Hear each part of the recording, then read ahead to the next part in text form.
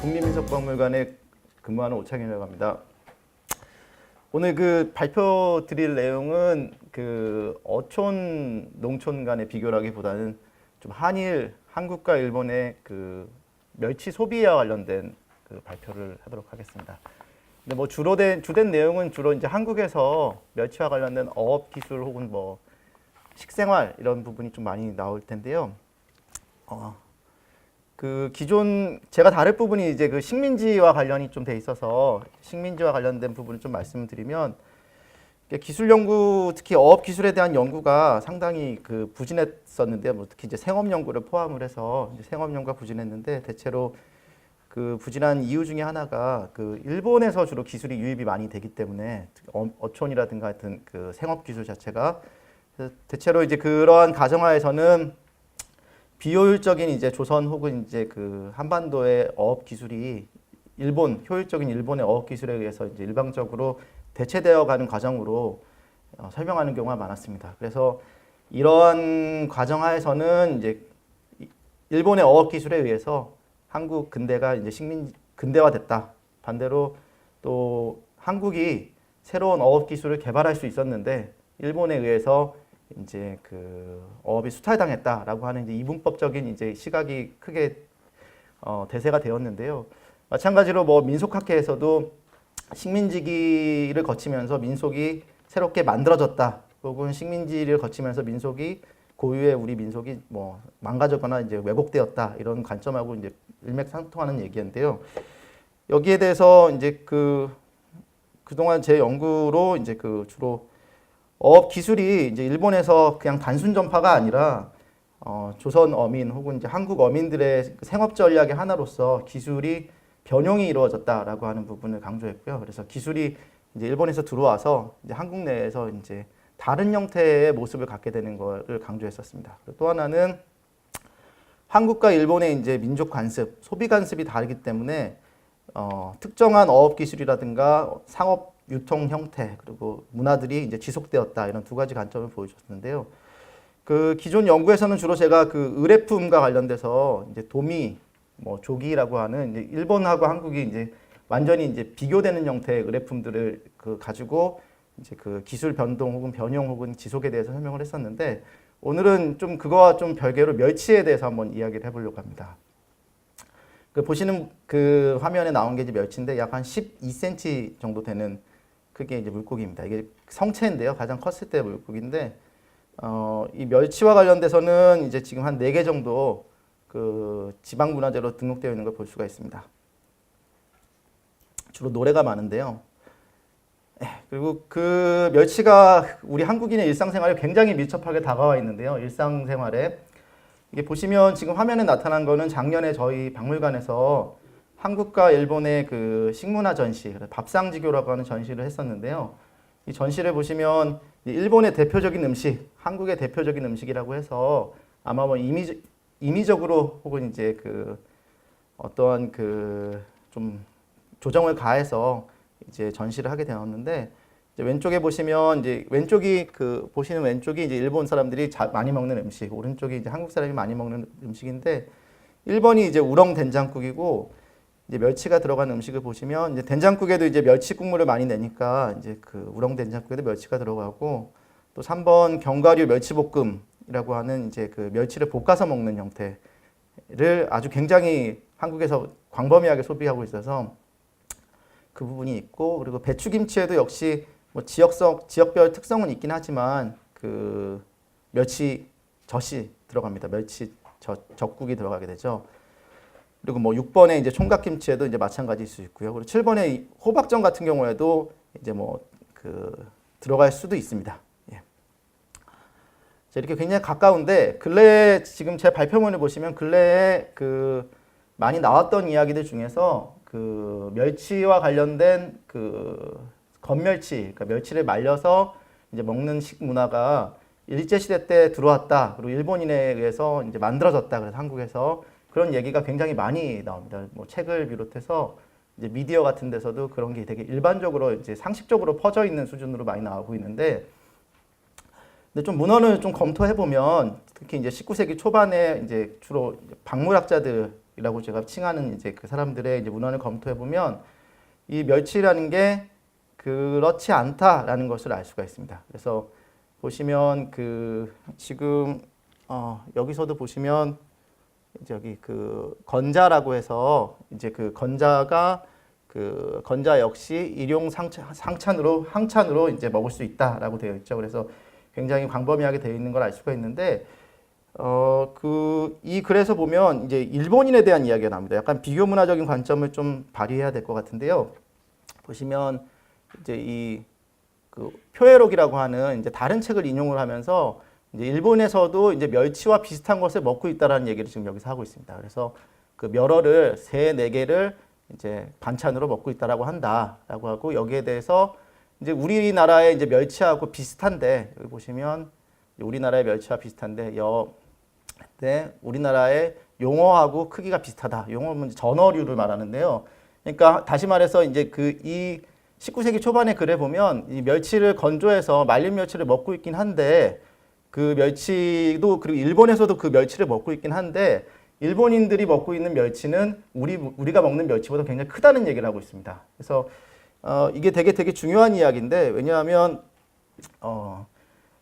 주로 식민지 시기를 연구하는 주로 역사학자의 경우에는 그 문헌상에 멸치가 등장하긴 등장하는데 정어리와 같은 종류로 등장을 하게 됩니다. 그래서 그 범주 자체가 통계에도 그렇고 글을 쓸 때도 그렇고 정어리 우리는 이제 정어리하고 멸치를 분명히 구분을 하고 있는데 용어상으로 근데 일본에서는 이 두 가지가 한 가지로 통용이 됩니다.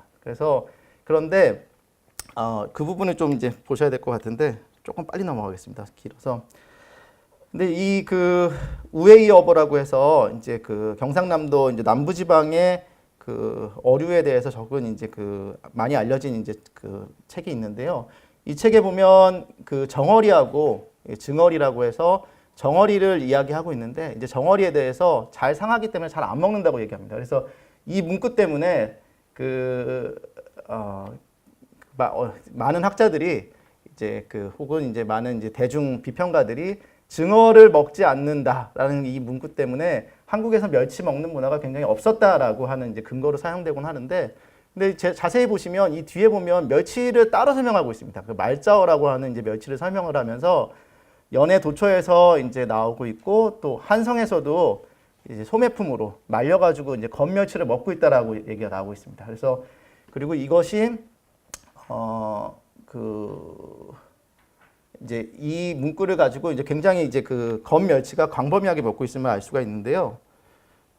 임원경제지에도 마찬가지로 동일한 게 나타납니다. 근데 임원경제지를 보시면 동해안하고 이제 서남해안의 이제 멸치를 설명하고 있습니다. 그래서 역시 그 서남해안에서 생산되는 멸치가 동해안에서 생산되는 것보다 적다. 그러니까 동해안 쪽이 더 많다는 거죠. 그러니까 동해안보다 많지 않다. 그리고 그러나 이 역시 그 나라에 넘쳐서 그 농촌에 있는 사람들도 먹을 수 있다라고 이제 얘기가 나오고 있습니다. 따라서 19세기 초반 혹은 뭐 28세기 후반이 되면 건멸치의 소비량이 굉장히 전국적이었음을 알 수가 있습니다. 그렇고 이제 멸치를 잡는 방법에 대해서는 대체로 이제 자산어보에 이제 많은 사람들이 인용하게 나와 있는데 이제 챗배라고 하는 형태로 이제 멸치를 잡는다고 나와 있습니다. 근데 여기서도 보시면 이제 그 멸어를 그 젓갈로 만들어 먹기도 하고 또 말려서 먹기도 하고 이를 통해서 서민의 반찬으로 사용하는 이제 값싼 물고기다라고 하고 얘기를 하고 있습니다.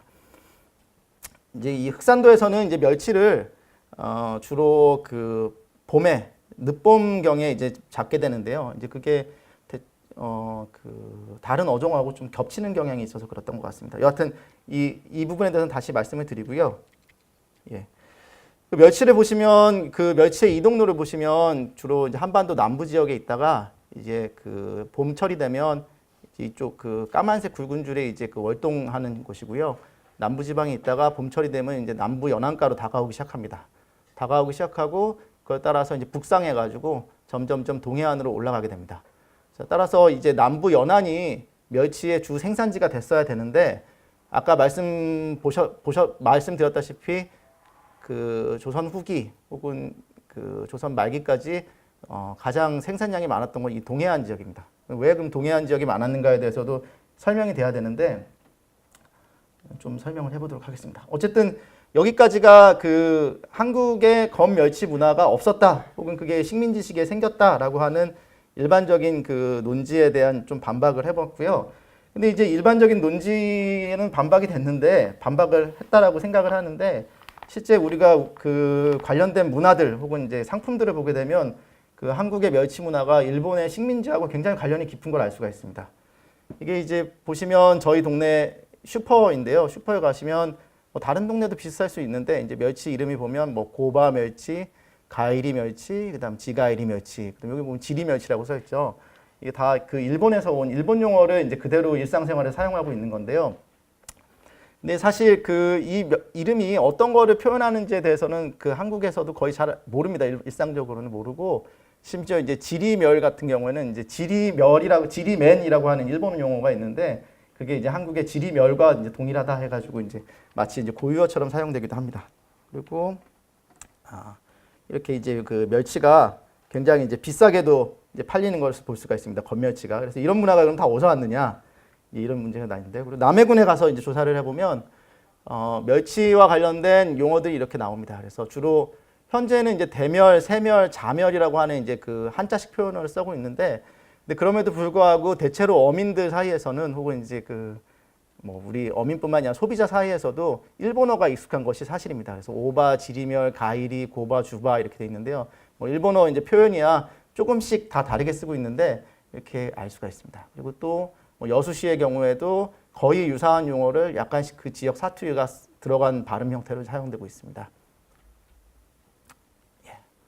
그리고 이거는 이제 그 여수 남면 이제 대횡강도의 이제 낭장망 어업인데요. 낭장망 어업을 보시면 이제 아까 방금 보신 이 지금 용어를 이제 분류법을 사용하는 이제 그 지역 어입니다. 그래서 이렇게 현재 모습을 보시면 낭장망 이제 그 주머니에서 멸치를 꺼내 가지고 이제 그 보시면 여기다 이제 멸치를 건조해서 집어 넣으면 이제 자동으로 이렇게 멸치의 크기별로 분류가 됩니다. 그래서 이제 아까 말씀드렸던 가이리, 지리멸, 이제 이런 것, 오바, 주바 같은 것들이 이런 식으로 분류돼서 나오게 됩니다. 그래서 이 기계가 나오기 전에 굉장히 노동력이 많이 들어갔는데, 이제 지금은 이제 기계가 나오면서 이제 부부 노동력으로도 낭장망 업이 가능하게 되는데, 여하튼 이제 그 멸치에 대한 굉장히 세분화된 이런 그 문화가 한국에 발전돼 있다라는 것을 알 수가 있고, 또 이런 문화 자체, 이런 것들을 부르는 용어들을 보면 굉장히 일본 문화와 일본 문화의 영향을 많이 받았다는 것을 알 수가 있습니다.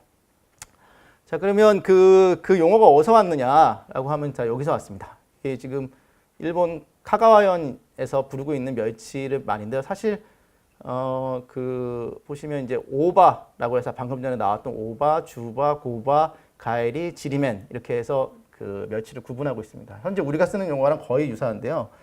거의 똑같죠. 유사하다기보다는.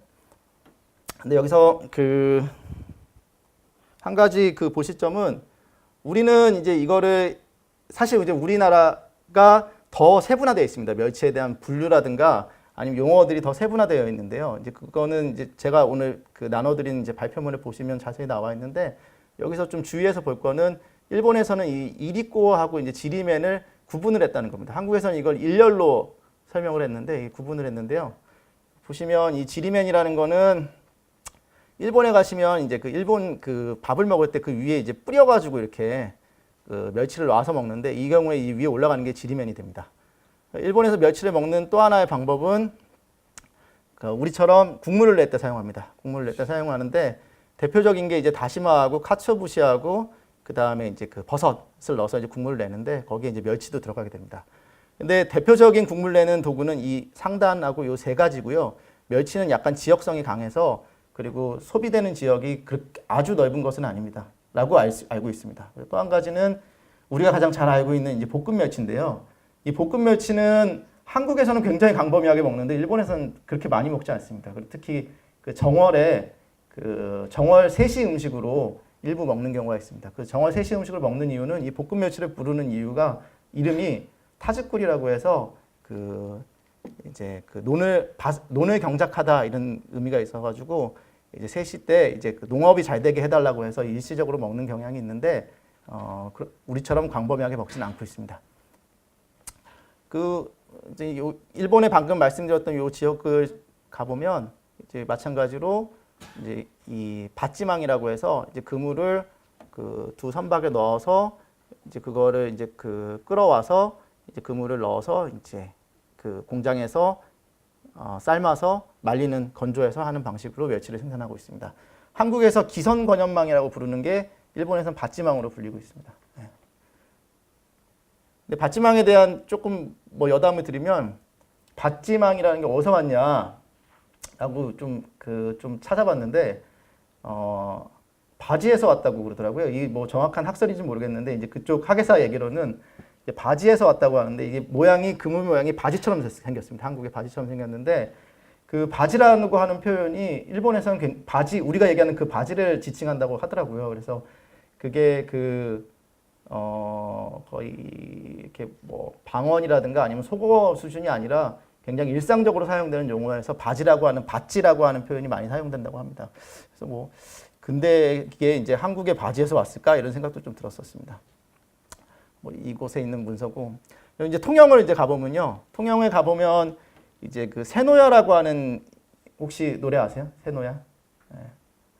좀 나이가 드신 분들은 연세가 있으신 분들은 아실 것 같은데 선생님들은 이 세노야라는 게 이제 원래 그 고은 시인이 이제 그 통영에서 멸치 잡는 어부들의 소리를 듣고 이제 그 소리를 가지고 이제 시를 지었는데 그 시를 이제 양희은 씨가 이제 불러서 이제 그 하나의 그 민중 문화를 상징하는 하나의 어휘 단어로 이제 사용됐는데 이게 그 90년대 들어가지고 이 세노야라는 표현 자체가 일본 어부들이 원래 사용하던 민요에서 왔다는 걸 알게 됐습니다. 그래서 한때 이제 굉장히 그 화제가 됐던 적이 있는데요.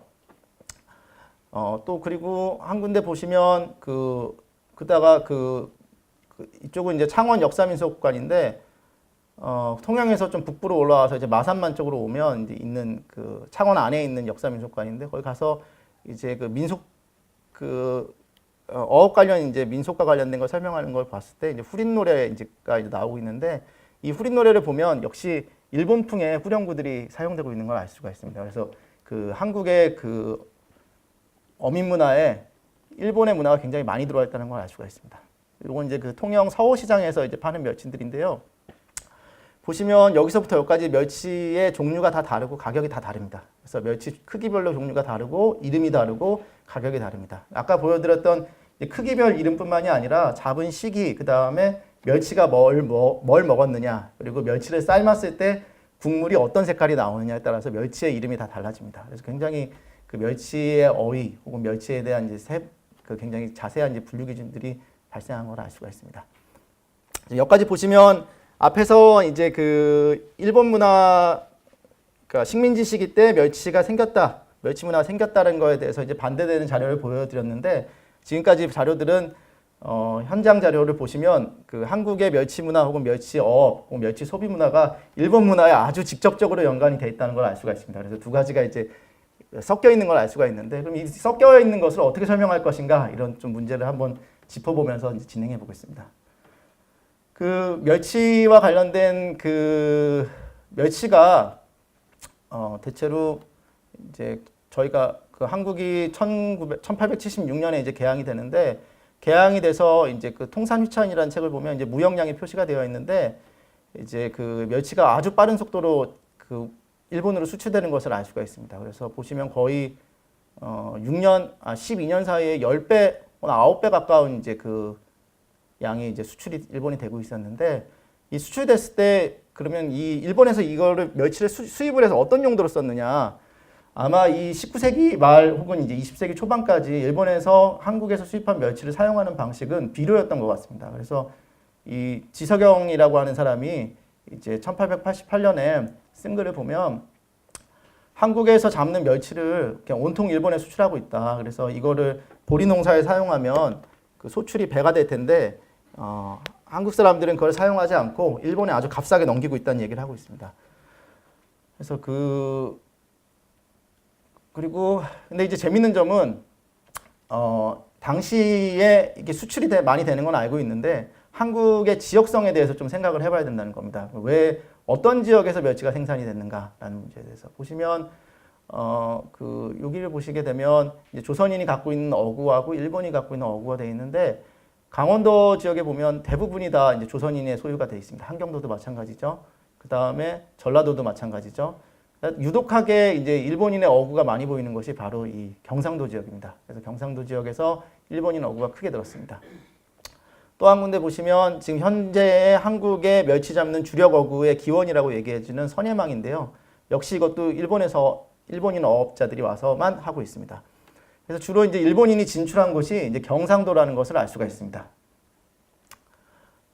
지금 현재 가장 주력 어종이자 일본 문화, 일본 어업 기술을 직접적으로 받았다고 하는 어업 기술인데요. 보시면 이제 기선권연망이라고 하는 어선인데 뭐 들으신 분들은 아실 겁니다. 근데 일본에서는 기선권연망이란 용어 자체가 없습니다. 없어졌습니다. 근데 아까 말씀드렸다시피 바치망으로 이제 쓰고 있는데 이렇게 하나 배가 어탐을 해가지고 이제 물고기를 찾고 그 배를 두 대의 이제 망선이 쫓아가서 그물이 가운데 실려 있죠. 그래서 그 멸치가 있다라고 하면 이제 그물을 펼칩니다. 펼쳐서 삼각형 형태를 펼치면 이제 나중에 그물을 모아서 이렇게 끌어올립니다. 끌어올려서 이 뒤에 좀 큰 배가 있는데 거의 100톤 가까이 되는 배인데 이 배가 이제 바로 멸치를 삶기 위해서 있습니다. 그래서 이 위에서 바로 멸치를 삶아서 이 멸치를 삶은 멸치를 이제 육지의 가공장으로 건조장으로 가서 이제 건조하는 방식으로 지금 한국 멸치 한 60%, 70%가 생산되고 있습니다. 일본에서 일본에서 멸치보다 사실은 이제 정어리가 중요한데요. 정어리와 관련된 문화를 보면 16세기 이후에 이제 일본의 면작지대 확대와 함께 이제 정어리하고 청어가 비료로 사용되는 것이 확대되었습니다. 그리고 이와 관련된 연구는 아주 많고요. 예, 아주 많은데 이제 멸치와 관련된 연구가 일본에 거의 없더라고요. 그래서 거의 없는 게 아니라 한 건도 못 찾았습니다. 근데 일본에서 이제 이 카가와현이라는 곳의 사례를 보면 여기서 제가 얻은 자료를 보면 대체로 19세기 중반에 새로운 가마가 탄생을 하면서 이제 멸치의 작원이 이루어졌다 이런 식의 표현이 있더라고요. 그래서 기존에 이제 비료로 멸치를 사용했는데 이제 육수용 가공이 가능해졌다라는 얘기가 나옵니다. 그리고 이러한 멸치 작원이 가능해짐에 따라서 이제 멸치의 수요가 올라가니까 일본에서 이제 1900년대 경에 한국으로 넘어오기 시작합니다. 그래서 멸치를 한국에서 많이 하기 시작하는데 이제 한 가지 구분해야 될 거는 아까 말씀드렸다시피 멸치와 정어리를 이제 막 섞어서 사용하는 경우가 있는데 이제 멸치와 정어리는 이제 좀 다르다. 1930년대 이후에 이제 정어리가 전시 물자로 사용되면서 지금 보시는 이게 저기 어디야? 강원도 북부 아니면 함경남도 남부 지역의 사진인데요. 오른쪽에 보시는 이 기구가 전시되어 있는 박물관이 몇 군데 있습니다. 한국 강원도 지역에. 근데 이 기구는 멸치와는 관계가 없고 정어리를 이제 압착하는 기구입니다. 그래서 정어리를 압착해서 여기서 나온 기름을 이제 기름으로 자동차도 돌리고 나중에 뭐 비행기도 돌리려고 했으니까 이제 정어리에 대한 이제 전시 물자로서의 이제 상승이 같이 올라갔다라는 거하고 또 광복 이후에는 이제 그 통영 지방에 있었던 이 멸치망 이제 어업조합이 이제 광복 이후에도 쭉 이어져서 지금 현재 통영 기선 권연망 어업 멸치 기선 권연망 어업조합으로 이어지고 있다라고 하는 것을 알 수가 있습니다. 근데 이 가마에 대해서는 좀 설명을 드려야 되는데요. 이것도 언론에 보니까 잘못 나온 경우가 많더라고요. 새로운 철가마를 만들지 조선에 기술이 없어서 이제 멸치를 작원하지 못했다라고 나오는데 철가마를 못 만든 건 아니고요. 지금 보시는 이런 형태입니다. 이게 지금 흑산도에 보이는 남아있는 물건인데요. 이런 형태의 가마를 조선시대 때 못 만들었던 것 같습니다. 그러니까 다시 말해서 빠른 속도로 열을 올려서 빨리 끓일 수 있는 강한 열을 통해서 끓일 수 있는 가마가 없었던 것 같습니다. 오른쪽에 보시면 이게 한 1910년대 이제 큐슈 지방에서 이제 이런 형태의 가마를 이제 개량하려고 했던 사진인데요. 이 가마 형태가 아직 기술 개발이 안 됐던 것 같습니다. 지금 한국에서는 광범위하게 볼 수 있습니다. 어느 많은 도서지방에서 많이 볼 수 있는 형태의 기구입니다. 이제 지역성의 문제가 중요한데 좀 시간이 없어서 빨리 진행하겠습니다. 지역성은 이제 아까 보셨다시피 강원도하고 전라도 지방이 이제 조선에서 이제 조선인 중에서 멸치 잡는 사람이 많았는데 지금 보시다시피 추자도 챗배업이 보이시고요. 오른쪽에는 이제 그 검은도 이제 뱃노래 이제 무형문화재로 등록되어 있는 것을 볼 수가 있는데 이 가공의 문제를 어디서 볼 수 있냐 하면 이 그 전라도 지방에서는 젓갈을 만드는데 이 젓갈을 만들 때조차도 이 멸치가 빠르게 썩는다는 점입니다. 그러니까 다시 말해서 늦봄에서 이제 여름경에 이제 멸치를 잡게 되면 멸치가 단연간 이 제조업에 종사하는 사람도 왕왕 썩히는 수가 있다라고 합니다. 또 한 가지 보시면 그 흑산도 면에서 제가 한 2년 전에 조사했던 건데 보시면 그 이 지역의 이 분도 한 1990년대, 90년대까지 대체로 그 멸치가 좀 큰 멸치를 잡게 되면 다 썩고 말았다는 겁니다. 그래서 썩고 말기 때문에 건조할 수가 없다라는 얘기를 계속하고 있습니다. 이제 제주도가 아주 특별한데요. 제주도를 보시면 그 대부분 멸치가 제주도에 지금 굉장히 많이 잡히고 멸치 젓갈도 제주도에서 생산된 역사가 깊은데 멸치가 가공이 어려워서 건멸치는 가공이 불가능하고 심지어 젓갈로도 제주도에서 멸치가 초창기에 불가능했던 것 같습니다. 이게 정확한 시기는 모르겠는데 보시는 거는 이제 모래섬 젖동이 이제 어란포 젖동이라고 해서 이제 제주도 박물관 쪽에 전시되어 있던 물품인데 이제 이 물품 모래섬하고 어란포는 전부 다 해남 지방의 그 이름을 따고 있습니다. 그러니까 그 다시 말해서 해남에서 젖동을 이제 생산을 하면 이거를 이제 모슬포항에서 수입을 하고 거기서 멸치 젓갈을 담아서 다시 경상도로 수출을 합니다. 그러니까 전라도에서 수입해서 경상도로 이제 수출하는 방식을 택했는데 이게 지금 정확히 언제부터인지에 대해서는 제가 아직 확인을 잘 못했습니다. 그때 조사해서. 근데 이제 여하튼 이 지역성의 습하고 건조한 날씨에 멸치가 잡힌다는 문제 때문에 전남 지방에서는 젓갈밖에 제조가 불가능했고 경상도 지방에서도 젓갈 제조가 가능했을 수도 있는데 아마도 아마도 소금 문제 때문에 젓갈 제조가 어려웠을 것 같고 따라서 아까 보셨다시피 가장 가까운 적은 한반도 남부지방에 멸치가 많이 있는데부터 불구하고 동해안에서만 건멸치 생산이 대량으로 가능했었다 조선시대 때라는 것이고 그 자료를 보여주는 것이 이제 1920년대의 통계 자료인데요. 이제 보시면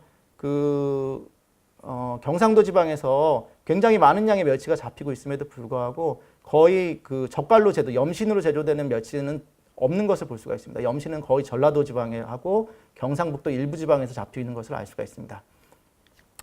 좀 시간을 많이 끌었는데 정리를 한번 해보겠습니다. 그래서 조선 후기 유산이라고 하면 멸치에 대한 강원도하고 경상도 일부 지역에서 건멸치가 생산돼서 전국으로 유통됐던 것은 맞는 것 같습니다. 그리고 전라도 도서지방 중심으로 멸치 젓갈이 가공돼서 그 멸치 젓갈을 사용하는 이제 영역이 확대됐다는 것까지도 맞는 것 같습니다. 그리고 식민지 시기 때 변화는 대체로 19세기 후반에 일본인 어업자들이 이주하고 또 일본에서 새로운 기술을 도입을 해서 경남 남한 지방에서 건멸치가 생산이 확대됐다는 것도 알 수가 있었습니다. 그리고 또 하나는 한일 시장 통합, 그러니까 다시 말해서 한국뿐만이 아니라 일본에서도 멸치를 소비하게 되면서 한국의 재래식 어업이 개량되거나 발전됐다는 것도 확인할 수 있습니다. 그리고 거기에 따라서 이제 어민 문화가 또 확장되는 것도 확인할 수가 있었고요. 그리고 광복 이후에서는 가장 핵심적인 게 권연망 어업이 대형으로 발전하면서 아까 보였던 권연망 어업이 그 한 선단을 살려면 100억이 넘거든요. 이제 그게 이제 있었고 그다음에 또 멸치 문화의 정착에 따라서 서남의 그 안에서 도서지방에서 낭장망 어업이 발전했던 것도 확인할 수 있습니다. 마지막입니다. 이제 한 1분만 주시면 될 것 같은데 보시면 그럼 멸치를 언제부터 한국인이 먹기 시작했냐라고 하는 문제가 있는데 그 20세기 중반에 이제 멸치 이출입 사항을 보면 이제 국내 소비량을 보시면 국내에서 생산된 거에 1940년대 들어오면 10% 정도만 국내에서 소비가 되고 나머지는 전부 일본으로 갔습니다. 따라서 1947년이 돼서 이제 해방 이후에 이제 보시면 그제서야 이제 국내 소비량이 90%가 되는데요. 이 통계 자료를 보면 통계 자료도 보고 이제 인터뷰 자료도 57년도에 조사가 이루어졌었는데 그 인터뷰 자료를 보면 해방 이후에 멸치가 남아 돌아가지고 한국에서 소비가 안 돼가지고 아주 문제가 되는 경향이 발생했습니다. 근데 이제 그러면 이제 그 이유가 될 것 같은데 멸치가 지금처럼 전국적으로 소비 문화가 확산된 거는 광복 이후가 근데 보시면 좀 더 중요한 거는 한 70년대, 60년대를 학교 생활을 했던 분들하고 이야기를 하다 보니까 지금 우리가 되게 일상적으로 먹고 있는 이 인기 반찬인, 그러니까 일상 반찬인 이제 멸치볶음이 굉장히 그 인기 반찬이었더라고요. 이게 도시락 문화가 좀 관계가 깊은 것 같은데 그 부분에 대해서 좀 더 연구를 해봐야 될 것 같고요. 또 하나는 이제 그 멸치 어획량 확대와 거기에 따라서 육수용 이제 건멸치 소비 문화가 확대된 게 아닐까 이런 생각이 듭니다. 아직도 뭐 잘 확실하지 않은 게 많아서 몇 가지 설명드리게 될 것 같습니다. 감사합니다.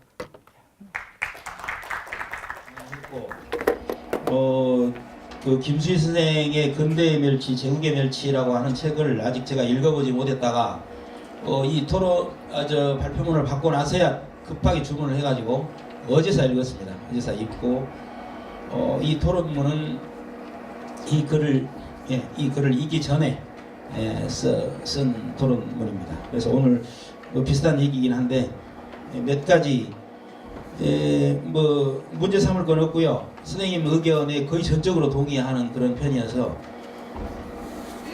궁금한 점들 중심으로 앞으로 이 글을 완성하실 때 도움되라고 몇 가지만 말씀드리겠습니다.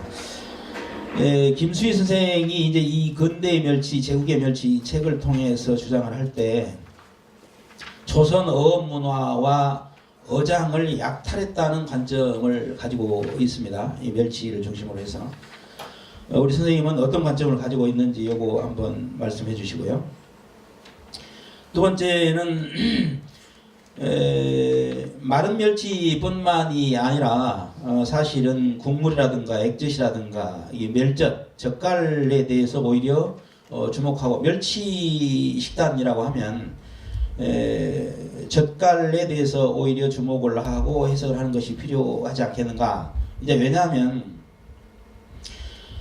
이 마른 멸치가 일제강점기 이후 그 다음에 금방 발표에서 보았듯이 이렇게 확산된 것은 맞는 것 같습니다. 이거 뭐 전적으로 동의하고요. 그런데 그 이전에 이제 김치의 문제로 돌아가면 전라도 김치에서 멸젓이 빠지면 그 김치가 아니거든요. 그런데 그런 문제들을 어떻게 볼 것인가. 이제 이런 문제에서 만약에 그렇다라고 하면 이 김치를 해석하는 문제를 지금 또 다르게 접근해야 될 상황이 돼버리니까 이 대단히 중요한 문제가 아닌가. 그런 점에서 이 멸젓, 젓갈에 대해서 어떤 생각을 갖고 계신지 두 번째 질문인데요. 이제 예컨대 이렇습니다. 김홍도의 어장도에 보면 어장도 그림 다 아시잖아요. 거기 보면 그 배가 바깥에 있는 배에 솥단지가 걸려 있어요. 그리고 항아리가 이렇게 두 개, 세 개 이렇게 놔 있습니다. 그 그림에.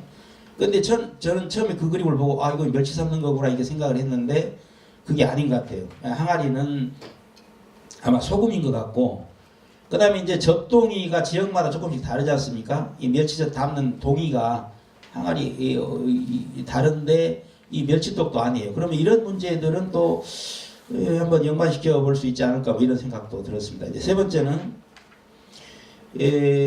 여러 가지 이제 문헌들이 나와요. 이 발표문에 문헌들이 나오는데 전라도 멸치망이 최초의 기록으로 1750년 기록으로 나옵니다. 그렇죠? 1750년으로 나오고 자산어보 같은 경우에도 1801년, 1814년 이 과거도 이 멸치잡이 이 얘기들이 나오죠. 이게 아주 자세하게 나옵니다. 이 횃불 가지고 잡는 이게 떠서. 그러면 이런 것들을 통해서 봤을 때 적어도 1700년 뭐 지금 자료는 나오지 않지만 그 이전으로 거슬러 올라가서 다른 지역은 몰라도 전라도 혹은 남해안 이쪽에서는 이 멸치 소비가 분명히 있었을 것 아닌가. 이제 건멸은 아니더라도 이제 이런 문제들은 왜냐하면 자료가 엄청 나오거든요. 멸치를 이렇게 잡았다라고 하는 우리 선생님이 이제 그걸 다 지금 앞에다 써놓으셨어요. 그 문제들을 어떻게 할 것인가. 이거를 이제 김수희 선생이나 이 서문을 썼던 우리 주영아 선생님의 의견에 의하면 우리가 지금 멸치를 소비하고 있는 이 패턴 관행이 일제강점기 이후에 생겨나는 것이다. 그 유산이다. 그래갖고 몸이 아주 전율을 느꼈다. 이제 이런 식의 입장들을 가지고 계신데 만약에 그렇다고 하면 일제강점기를 거치면서 형성되지 않은 것이 뭐가 있느냐 이런 질문이 가능하거든요. 지금 건축용어, 천일염, 뭐 배 짓는 방식, 어로, 거의 그때가 발전기이기 때문에 이런 문제들을 더 우리가 주체적으로 좀 해석해야 되는 것 아닌가, 이제 이런 그 세 번째였고요. 네 번째 이제 마지막입니다. 제가 이제 동아시아를 자주 이제 횡단을 합니다. 하면서 제가 이제 주목하는 것 중에 하나가 젓갈이에요, 젓갈. 베트남의 넋맘이나 맘내는 그 소재가 멸치거든요. 이제 새우도 있고 뭐 여러 가지가 있지만 주종이 멸치예요. 전라도 이 멸젓하고 같습니다. 이제 액젓이니까 그러는데. 그리고 이런 문제들, 동아시아 전반을 흐르고 있는 그래서 우리가 퍼먼테이션 트라이앵글이라고 하는데, 이 문제들의 가장 중심을 저는 이제 멸치 젓갈로 봤었는데, 요 문제들을 어떻게 볼 거냐. 이제 뭐 무슨 얘기냐면, 동아시아에 적어도 아주 오래 전부터 이 젓갈 종류의 액젓 또는 이 물고기를 발효하는, 우리 동해안에 가자미 식혜 있잖아요. 이게 상당히 오래돼서 일본 사람들이 연구를 지금 오래전에 해놨죠, 이것은.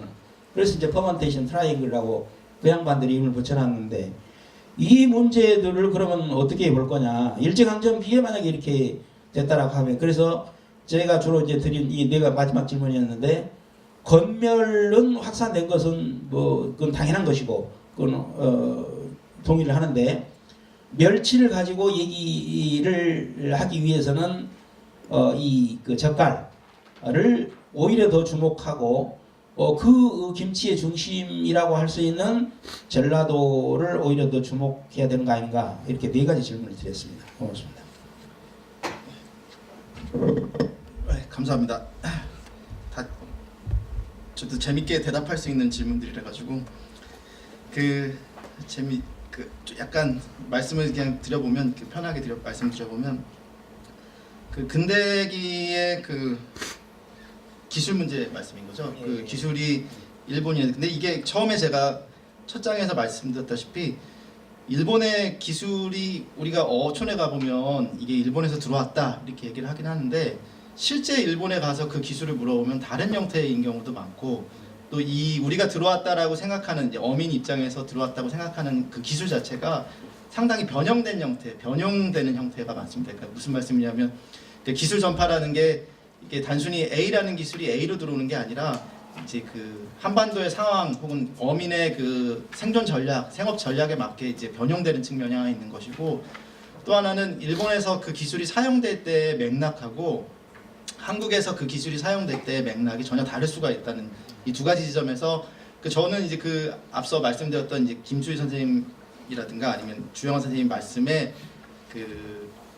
그런 논리가 아니라 그냥 다른 측면으로 설명할 수 있는 게 훨씬 더 많고, 그런 측면에서 이제 민속학 자체가 이제 그 일반 민의 문화를 설명할 때 강점을 가질 수 있고, 또 그렇게 관점이 들어가야 된다라고 하는 게 이제 제 생각이고요.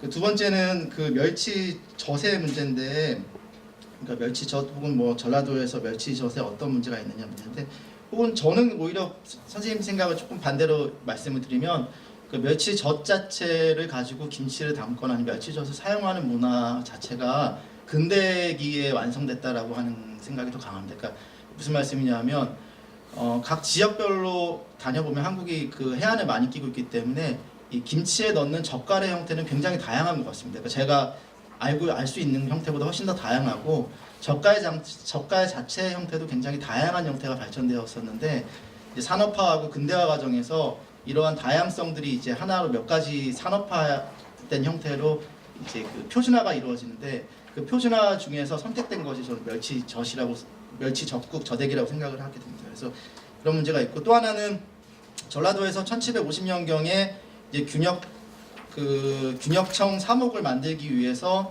이제 조사를 나갔을 때 그 기록에 이제 멸치 행망이라는 게 나오게 되는데요. 그러니까 다시 말해서 이제 그 당시에 멸치 행망을 그물을 사용하고 있었다는 것은 100% 확실한 건데, 다만 멸치가 균역청 사목의 조세 항목으로 포함되지 않았다는 거에 주목할 필요가 있는 것 같습니다. 그 얘기는 무슨 얘기냐면, 그 멸치라는 게 상품성이 그 당시에 조세를 매길 만큼 높지 않았다는 얘기가 되거든요. 그래서 이게 그 지역적으로, 그러니까 전라도 일부 지역에 국한된 형태의 문화로서 그 당시에는 굉장히 굳건하게 자리를 잡고 있었고, 이게 이제 한반도의 이제 중부지방, 이제 서울 중부지방으로 들어오기 시작한 거는 30년대 이후로 저는 그 기사를 통해서 신문 기사 같은 걸 보면 알 수가 있고, 또 경상도 내륙 지방까지 확산된 건 더 나중인 것 같다는 생각을 하고 있습니다. 그다음에 그 일본 그게 저기 도입의 주체적인 해석에 대한 말씀하셨는데 그 젓갈 문화로 이제 넘어가게 되면 그렇게 되나요? 예. 그 젓갈 문화는 굉장히 중요한데 이 문화 지금 예, 선생님 말씀이 굉장히 중요하다 생각합니다. 근데 이제 일본인의 그 장문화 연구, 특히 이시게 선생님을 비롯해서 많이 알려진 연구가 좀 문제가 있다고 저는 생각을 하는데 그게 뭐 어떤 문제냐면 특히 그 콩장을 사용하는 그 문화권을 굉장히 넓게 잡았어요. 그거를 알 수 있는 이유가 그 1945년에서 이제 50년대경에 이제 전쟁기에 장을 이제 공급하는 방식을 보면 일본에서는 콩장을 사용하는 문화권에서 이제 그 콩장을 조달하기가 어려워지니까 젓갈을 사용하더라고요, 일시적으로요. 그러니까 대용으로 이제 어장을 사용하게 되는데 한국에서는 반대더라고요. 그러니까 어장을 사용하는 건에서 이거는 뭐 제가 이제 몇 사례가 안 돼서 말씀드리기는 어려운데 부산 기장군에서 이제 조사했던 사례를 보면 그 원래는 어장을 사용하던 건이었는데 전쟁기에 어장 조달이 어려워지니까 콩장으로 바꾸더라고요. 예, 그래서 이게 그 한국 문화권 자체의 설정 자체를 그 다시 해야 되는 게 아닌가 혹은 좀 다른 방식으로 해야 되는 게 아닌가 이런 생각이 들었어요. 그래서 그런 점에서 선생님이 말씀하신 그 젓갈 문제는 굉장히 중요한 것 같습니다. 네. 오히려 제가 공부를 많이 했습니다. 우리 포기배추 성공이 1840년이라고 나오거든요. 그러면 지금 김치가 그 이제 전라도에서 그 포기배추에다가 쏘를 이렇게 넣는데 젓갈이 이제 멸젓이 중심이잖아요. 그러면 고추는 이제 500년 전이니까 그러면 적어도 1840년 포기배추 재배에 성공하고 1800한 50년 그 정도부터는 젓갈이 멸젓이 사용되지 않았을까 이런 의문을 한번 그 젓갈 그 정도 예, 나중에 선생님 저 질문하셔가지고. 예, 그 한 분만 질문 받겠습니다. 예, 공부 많이 했습니다. 좋은 아이디어도 많이 얻었는데 저는 뭐 이윤선 선생님의 개인의 지지를 합니다. 그거 뭐 아시죠? 명란이 한국에서 일본에 가 명란을 가지고 그 상품화한 게 많지 않습니까? 그죠? 많아서 저는 일본에서의 그 명란 생산이 독자적으로 있고 뭐 우리하고 별도로 했는가라고 생각했습니다만 일본 내지는 뭐 일본에서 주로 연구하시는 분 의견을 들어보면은 한국에서 가는 것이라고 그러고 오창희 선생님 저 지혜망하고 후리금을하고 다른 겁니까? 그게 조금 다를 수는 있겠지만은 예.